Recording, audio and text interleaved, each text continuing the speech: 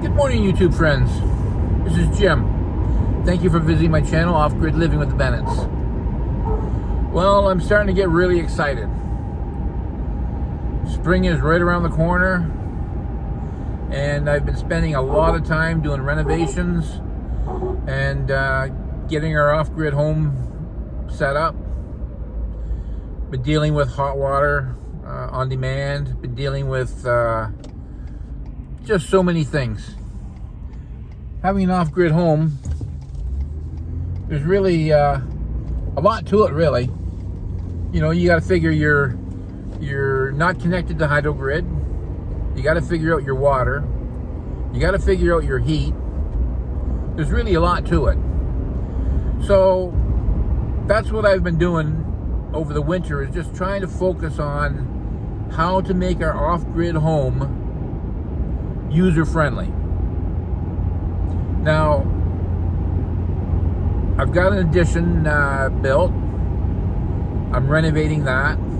I've got the ceiling done, tongue groove pine. I got it all insulated. I got it all wired.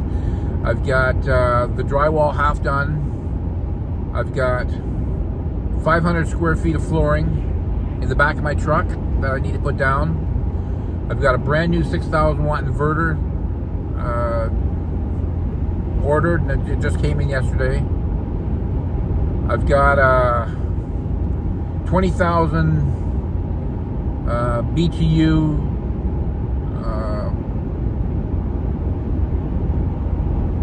direct vent heater I'm going to be installing next week. I mean, I'm trying to get everything sorted out, trying to get it all figured out.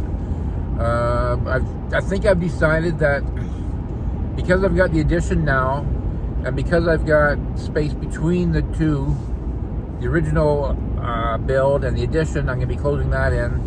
I think I've decided I'm going to move my whole entire utility room, make it more user-friendly. I'm moving my inverter, I'm moving my charge controller, all my batteries, my water system, like the whole works.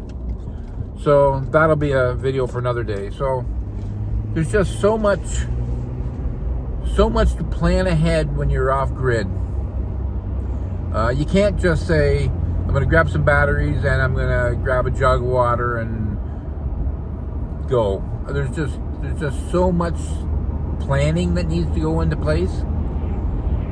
And so I spend a lot of my time planning, like what's going to work best for me. Is the hot water heater better over here, or is it better over here? Where should I put my 20,000 BTU furnace? Should it be over here, or should it be over there? It has to be on an outside wall because it's a direct vent. You got to deal with that. I'm dealing with batteries. I've got 8 batteries. I have no idea what they weigh, but they're 420 amp 6-volt batteries, and they're really heavy. So I've decided, yes, I'm going to move all that stuff out. I'm going to reinforce the floor, and I'm going to put them in an area where I don't need to worry about settling. Because like I said before, I want to get 8 more batteries. So you can't just go in it half-heartedly if you're going off-grid. If you're actually thinking about going off-grid, it's a wonderful experience, and there's a lot of benefits to it, but you need to plan ahead. Planning is probably one of the most important. Well, I mean, you have to have the money, of course, and you have to have the land, but planning ahead is important, because I've planned ahead, but maybe I didn't plan ahead quite as good as I should have, because now I'm moving things around and changing things, and you know, so there's always things that can be done to make it better. So if you're going off grid, spend some time and focus on what your end purpose was. My end purpose with our off-grid home was to go there for a month or two in the summer and maybe some long weekends. But as time goes on, I'm thinking to myself, no, we're going to make this our permanent home. Of course, if you're planning on only doing weekends and only doing a month or two at a time, to turn around and make it into an off-grid home, you got to make some changes. And so that's what we had to do. You know, like as it turns out, we had one bedroom, and it was a little cramped. It was 9 by 10. We had a queen bed in there, and it was a little cramped.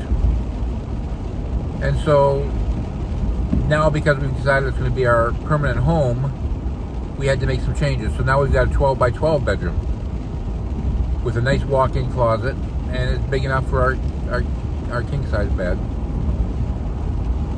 So yeah, lots of planning. I'm going to be putting in cupboards from IKEA, and so we've got them all. My wife's got them all picked out, and they've got a special going on. We're going to find out later on in the week. We're hoping it's going to be 15% off, and if it is, then next week I'll be picking up all of our kitchen cupboards. We were going to grab half of them and do part of the kitchen now, do part of the kitchen cupboards later. But if we can get them on sale, then we'll probably just buy them all. So I'm gonna have like a half a trailer load of just kitchen cupboards alone, because my wife's planning on doing the one 12-foot wall, 8 feet high, the whole entire wall with cupboards, with drawers in it. And that was something that we were actually going to plan on doing. We were going to plan on doing later on. Do a bunch of other things first. Get the main cupboard finished first. But as it turns out, we're probably going to be buying it all. So we're just planning ahead, making things work for us, and that's what you need to do.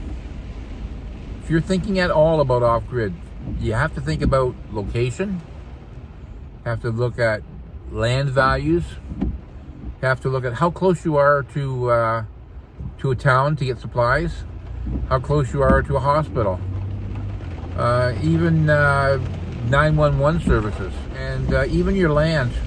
There's some really, really good deals out there. You just gotta look for them. You just gotta keep looking, search properties for sale, go to the real estate app, go to vacant land, recreational land, whatever. Just look for them, because it doesn't really matter what you're building. Most important thing is you got to get the land. Once you get the land, then you can start doing your thing. For me, I'm in an unorganized township, which to me is awesome. In Ontario, there's a couple of spots where there's unorganized townships where you can pretty much do what you want, and I happen to be in one of those spots, so yeah. Anyways, thank you for visiting my channel, and hopefully I'm going to come up and give you some tips, tricks, and some strategies for making your off-grid experience more enjoyable. So subscribe to my channel, and leave a comment, give me a thumbs up, and you have yourself a great day.